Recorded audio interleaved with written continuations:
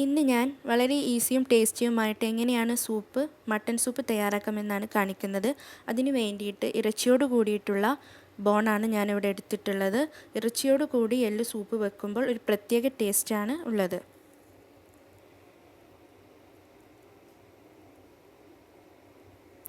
ഞാനിവിടെ വലിയ വെളുത്തുള്ളിയാണ് എടുത്തിട്ടുള്ളത്. ചെറിയ വെളുത്തുള്ളിയാണെങ്കിൽ 4 or 5 വരെ ചേർത്ത് കൊടുക്കാം. 2 വെളുത്തുള്ളി ചതച്ചെടുത്തത്, 1 പീസ് ഇഞ്ചി ചതച്ചെടുത്തത്,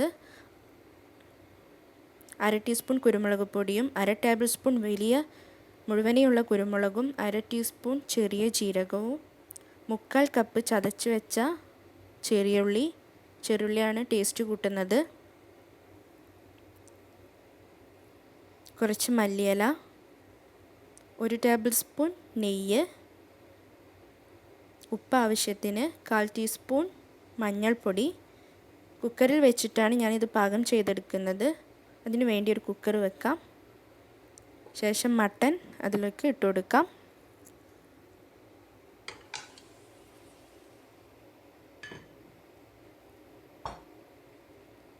ഇനി ഇതിലേക്ക് ചതച്ച് വെച്ചിട്ടുള്ള ചെറിയുള്ളി, വലിയുള്ളി ചേർത്ത് കൊടുത്താൽ ചെറിയുള്ളി ചേർത്ത് കൊടുത്ത ടേസ്റ്റ് കിട്ടില്ല. ചതച്ച് വെച്ചിട്ടുള്ള വെളുത്തുള്ളി, ഇഞ്ചി,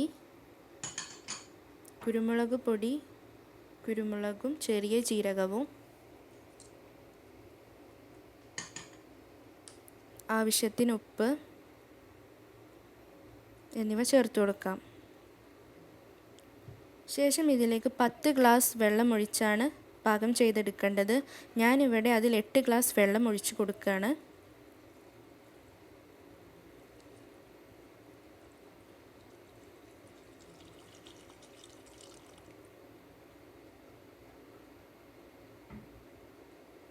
ഒന്ന് ഇളക്കി കൊടുക്കാം. ശേഷം ഇത് 20 to 25 വിസിൽ വരുന്നത് വരെ നമുക്ക് ലോ ഫ്ലെയിമിലിട്ട് വേവിച്ചെടുക്കണം. കാരണം എല്ലിൽ നിന്നും ഇറച്ചി വേറിട്ട് വരണം. അതിനു വേണ്ടിയിട്ടാണ് ലോ ഫ്ലെയിമിലിട്ട് വേവിച്ചെടുക്കാം.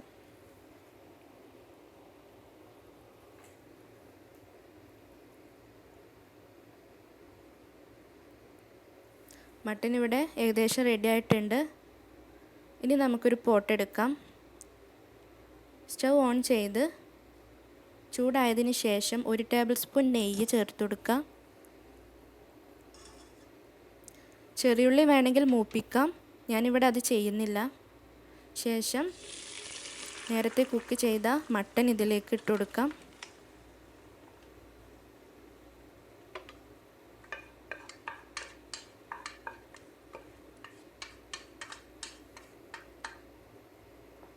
ഒന്ന് ഇളക്കി കൊടുക്കുക.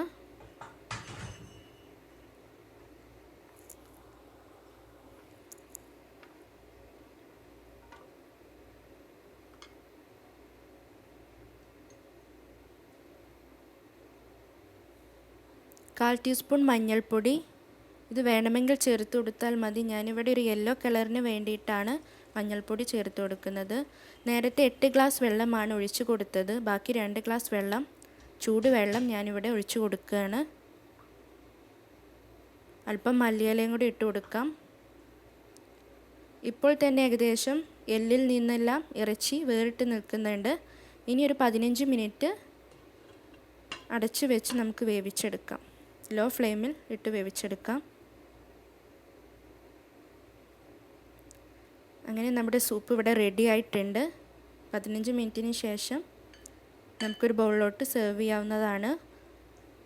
ഉപ്പോ കുരുമുളക് പൊടിയോ വേണമെങ്കിൽ നമുക്ക് ഇപ്പോൾ ആഡ് ചെയ്യാം.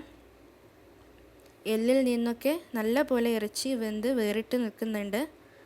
അരിച്ചെടുക്കാൻ വേണമെങ്കിൽ ഞാനിവിടെ അരിച്ചെടുക്കുന്നില്ല.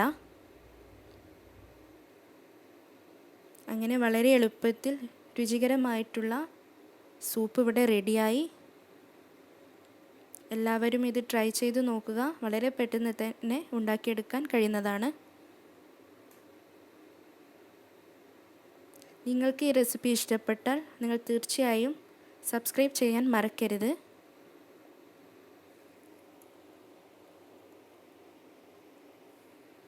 Thank you.